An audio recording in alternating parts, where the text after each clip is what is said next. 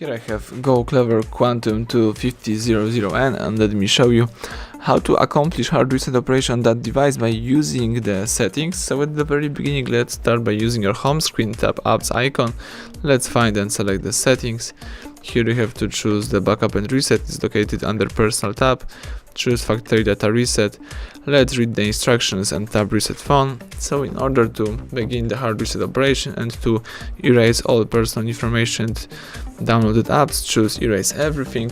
Now the device is performing the master reset. Let's wait until the operation will be done and until the welcome panel pops up on the screen.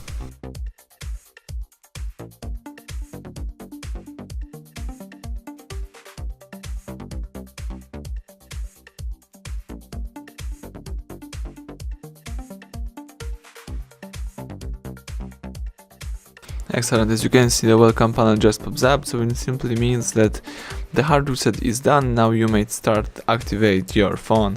Thank you for watching. Please subscribe our channel, leave thumbs up under the video.